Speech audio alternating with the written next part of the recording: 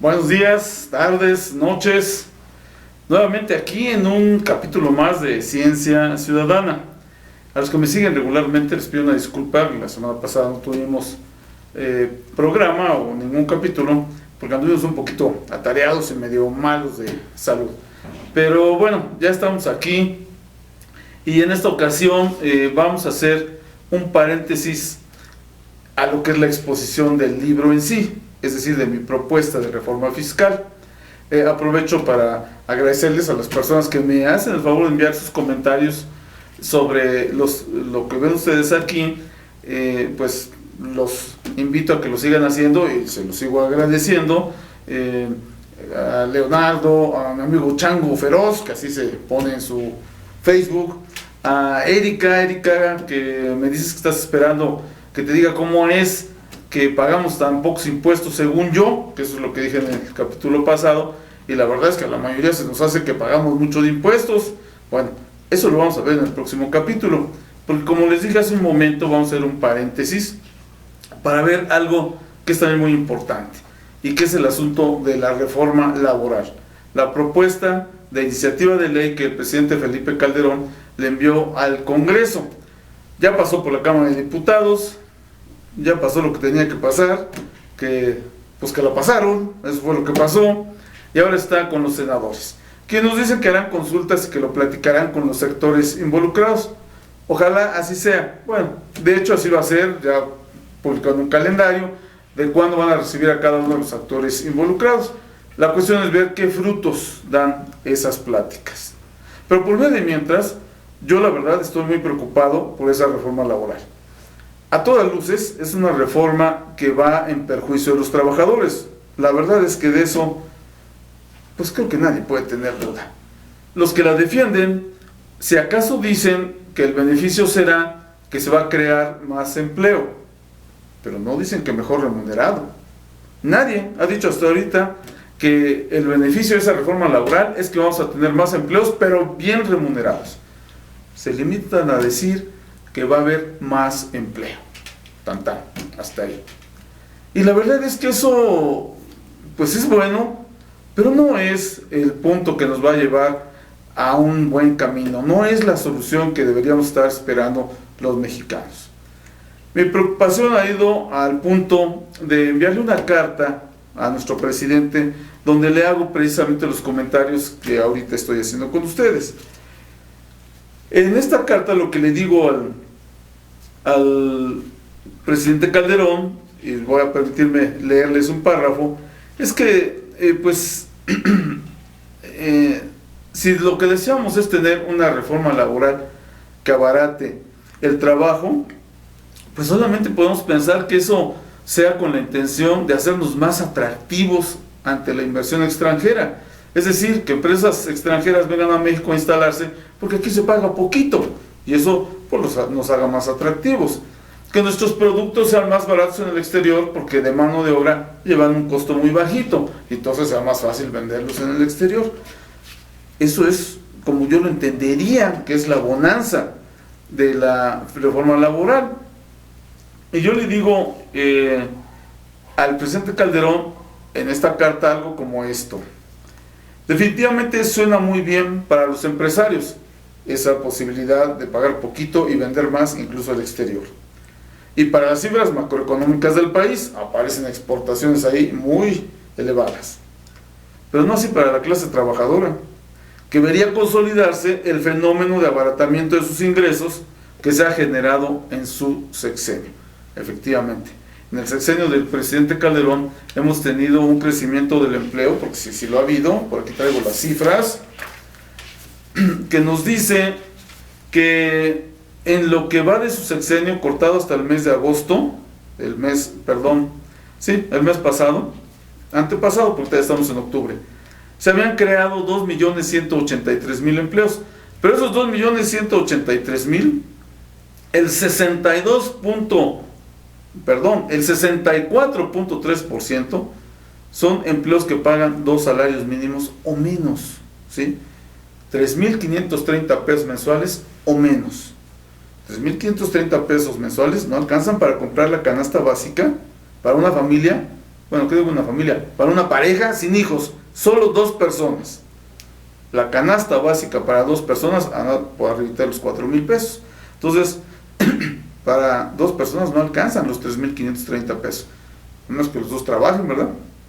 Pero si la Constitución dice que el sueldo debe ser digno de tal manera que un jefe de familia pueda solventar las necesidades básicas de la misma, bueno, entonces estamos muy lejos de lo que dice la Constitución. Entonces, lo que yo le digo al presidente Calderón es que no basta con crear empleos, ¿sí? Es importante que sean bien remunerados. ¿Qué pasa si lo comparamos contra el sexenio anterior? El sexenio anterior, el de Vicente Fox, se crearon durante todo el sexenio 1,390,000 empleos. Poquitos, ¿verdad?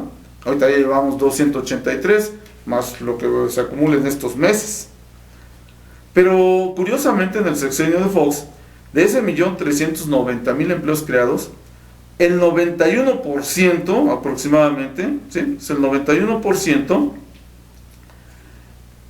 eran empleos que pagaban entre 3 y 4 salarios mínimos.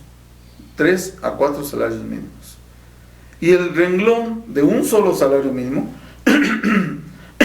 perdón, disminuyó en el sexenio de Fox 94%.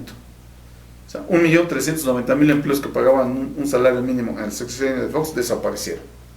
Y ahora en el sexenio de Calderón, los que ganan un salario mínimo aumentaron en 2.2%, algo así como 400 y tantos mil empleos. Perdón. ¿Qué le pasó con los que ganaban 2 salarios mínimos en el sexenio de Fox? Esos crecieron un 37.6%, casi la mitad de un 62.1% que crecieron en el sexenio de Calderón. En resumen, en el sexenio de Fox, los empleos que más crecieron fueron los que ganaban entre 3 y 4 salarios mínimos. Esos fueron los que más crecieron. En el sexenio de Calderón son los de 2 salarios mínimos o menos. O sea, los trabajadores van para atrás. De 3 a 4 salarios mínimos, ahora a 1 o 2 salarios mínimos. Eso no nos sirve de mucho. Crear empleos pensando que las exportaciones nos van a ayudar, porque precisamente van a venir empresas que los van a generar, pues está muy bien, esos están bien recibidos, pero no nos garantiza que eso va a aliviar la pobreza de nuestro país, porque no sabemos si estas empresas que se vengan a establecer, o el aumento de las exportaciones, como lo anunció, pues digamos que muy contento el presidente Calderón en su último informe de gobierno, cuando nos presumió que México es la 4ª potencia exportadora en la industria automotriz del mundo. Excelente, qué bueno, pero eso no ha aliviado la pobreza, o por lo menos no hay algo que demuestre que esa situación, que esa fortaleza en ser grandes exportadores haya aliviado la pobreza. No es así, sino que nos lo demuestren, ¿no? Luego entonces, ir por el camino del comercio internacional, de las exportaciones, pues es algo riesgoso. Por ahí un par de economistas notables, premio Nobel los dos, el señor Joseph Stiglitz y Paul Krugman, hablan de las desventajas de quitar dinero de los bolsillos de los trabajadores. Concretamente el señor Stiglitz nos dice que para contrarrestar los efectos de la desaceleración económica de Estados Unidos, México tiene que ensanchar su clase media. Eso dice Stiglitz. Pues con empleados pobres, lo que vamos a hacer es reducir nuestra clase media. Vuelvo entonces al punto. De nada sirve convertir a los desempleados en empleados pobres, que ganen 2 salarios mínimos o menos. De nada sirve.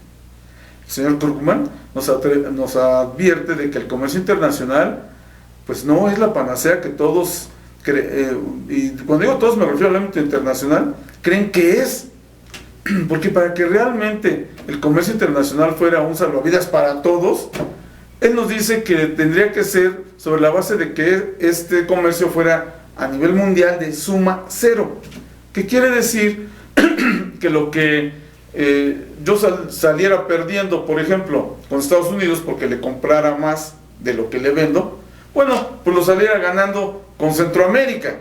Y si yo perdía $2 millones con los gringos, bueno, pues ganaría $2 millones con los centroamericanos. Y entonces los centroamericanos, ¿qué les pasaría? Ellos tendrían que ganar esos $2 millones con otro país o con los Estados Unidos. Y si nomás fuéramos los tres que estuviéramos comerciando internacionalmente, pues entonces yo pierdo 2 con Estados Unidos, pero los gano con Centroamérica. Y Centroamérica pierde 2 conmigo, pero los gana con Estados Unidos. Estaríamos así, como que haciendo circular el dinero de un país para otro todo el tiempo. ¿Eso sería ventajoso? Bueno, pues de alguna manera lo que hace es equilibrar los gastos y los ingresos entre todos, pero nada más. Pero no resuelve las deficiencias estructurales internas de cada país que llevan a que se genere la pobreza. ¿Y cuál es esa deficiencia principal? La inequidad en la distribución del ingreso. Entiéndase, salarios bajitos, como los que estamos generando actualmente. Ese es realmente nuestro problema. Y también sobre el mismo tema, y con esta última reflexión, le envié una carta a nuestro presidente electo, el licenciado Enrique Peña Nieto. A él se la mandé en los términos de hacerle reflexionar sobre este punto, de que cuál es la conveniencia de convertir a los desempleados en empleados pobres. Una de las promesas de campaña más publicitadas y más frecuentemente citadas por el propio Peña Nieto, ya en la fase final de su campaña, fue que nos iba a decir cómo íbamos a ganar más por nuestro trabajo, que él iba a hacer que los mexicanos ganaran más por su trabajo. Por ahí algunos de ustedes recordarán ese comercial donde aparecía él sentado en una mesa con una pareja de escasos recursos, un hogar humilde, y donde les decía que estaba consciente de que apenas salían, porque eso es lo que le decían ellos: no nos falta nada, pero la verdad es que apenas salimos, o sea, ingresos de subsistencia. Y entonces él les decía que estaba consciente y que los iba a hacer ganar más por su trabajo cuando él fuera presidente. Vino el debate y nos dijo que ahí nos iba a decir cómo iba a suceder eso. Se acabó el debate, no pasó nada. Aquí se lo digo, hasta la fecha sigue sin decírnoslo. Por lo menos yo no lo he escuchado. Entonces, ¿hay un plan para que los mexicanos ganemos más por nuestro trabajo? Al expresar el señor Peña Nieto su beneplácito por esta reforma, porque hace unos días lo expresó públicamente, parece ser que no hay ningún plan. ¿Cómo es posible que nos va a hacer ganar más por nuestro trabajo cuando él acepta una reforma laboral que lo que hace es que ganemos menos por nuestro trabajo? En esta carta yo lo invito al licenciado Peña Nieto a que nos diga cómo. Yo termino diciendo en la carta algo como esto al licenciado Peña Nieto. En mi humilde opinión, usted se encuentra ante una gran oportunidad de demostrar que el autonombrado nuevo PRI, que ha recuperado la presidencia de la República, efectivamente nos ha entregado un presidente diferente a aquellos que emanaron del viejo PRI y que fueron los que perdieron la presidencia en el año 2000. Y este sería un presidente que le devuelva el valor que nunca debería haber perdido la frase promesas de campaña. Hoy lo usamos de cotorreo. Al grado de haber tenido que sustituirla, porque así lo hizo él, por te lo firmo y te lo cumplo. Ya no decía promesas de campaña, ahora lo firmaba y decía que lo cumplía.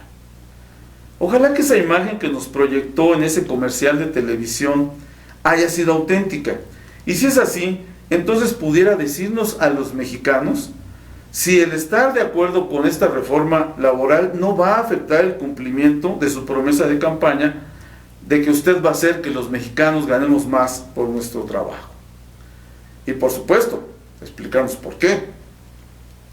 Cumplir esa promesa tendrá un gran valor, pues además de sentar las bases para resolver el principal problema que hoy tenemos, que es la inequidad en la distribución del ingreso y la consecuente creciente pobreza, podría ser el principio para recuperar la fe en que un candidato presidencial tiene palabra y que eso vale mucho más que cualquier cantidad de firmas ante notario.